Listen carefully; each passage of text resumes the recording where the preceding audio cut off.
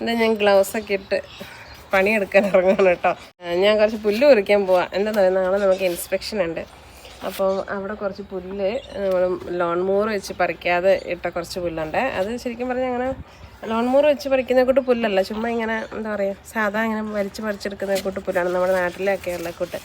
അപ്പം ഞാൻ പറിച്ചോളാന്നൊക്കെ പറഞ്ഞ് ഇവരെ കൊണ്ട് ലോൺ മോർ വെച്ച് ഗ്ലാസ് ഇട്ട് ടാപ്പയുടെ ഒരു ഡിസ്കംഫർട്ട്. നമ്മൾ നാട്ടിൽ പുല്ല് പറിക്കുമ്പം ഞാനിങ്ങനെ ചുമ്മാ പോയി പറിക്കലാണ് കേട്ടോ. നമ്മൾ വീട്ടിൽ മുറ്റത്തും പറമ്പിലൊക്കെ ഇഷ്ടംപോലെ പണിയൊക്കെ എടുത്തിട്ടുള്ളതാണ്.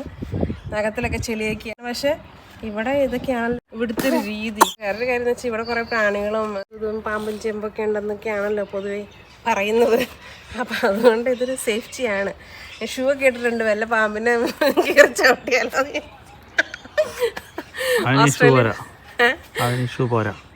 ഓസ്ട്രേലിയ വന്നിട്ട് നമ്മൾ ഇതുവരെ പാമ്പിനെ ഒന്നും കണ്ടിട്ടില്ല കേട്ടോ. ചുമ്മാ ഞാൻ പറഞ്ഞതേ ഉള്ളൂ.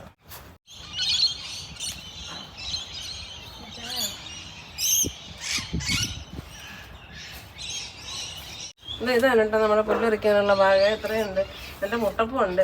പിന്നെ ഈ സാധനം കണ്ടോ, ഈ സാധനം നോക്കി, ഇത് ചീരയാണ്, പക്ഷെ കാട്ടുചീരയാണ്. അതുകൊണ്ട് കഴിക്കാൻ പറ്റുന്നറിയില്ല. ഇത് കൂടെ കുറേ ഉണ്ട് ഇവിടെ.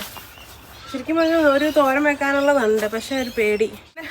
നമ്മൾ നാട്ടിലായിരുന്നപ്പോൾ ഇതുപോലത്തെ കാട്ടുചീരയൊക്കെ പറിച്ച് തോരൻ വെച്ച് കഴിച്ചിട്ടുണ്ട് കേട്ടോ. പക്ഷെ ഇവിടെ എങ്ങനെയാണെന്ന് അറിയില്ലാത്തതുകൊണ്ട് ഒരു ധൈര്യക്കുറവ്. എന്നാലും നമ്മൾ നല്ല ചീരയിട്ട് പാകിയിട്ടുണ്ട്. അപ്പോൾ അതുകൊണ്ട് ഇതൊന്നും എടുക്കുന്നില്ല. ഇതുകൂട്ടിന് ഗ്ലൗസ് ഇല്ല അയച്ചു വിടാനോ.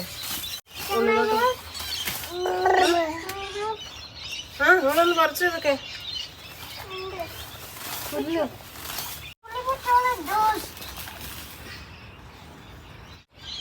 എൻ്റെ അമ്മ പുല്ല് പറിച്ചു കഴിഞ്ഞിട്ടോ. നോക്ക് എന്തോരം പുല്ലാണെന്ന് നോക്ക്. ഒരു പശു ഉണ്ടായിരുന്നെങ്കിൽ പശു വരുന്ന കഴിക്കാനുള്ള പുല്ലുണ്ട് കണ്ടോ. എൻ്റെ അമ്മേ എന്തോരം പുല്ല പറിച്ചത് നോക്ക്.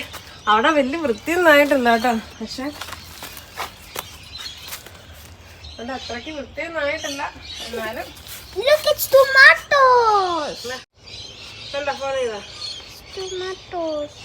ഞാൻ അങ്ങനെ ഒരു 1.5 പണിയായിരുന്നു കേട്ടോ.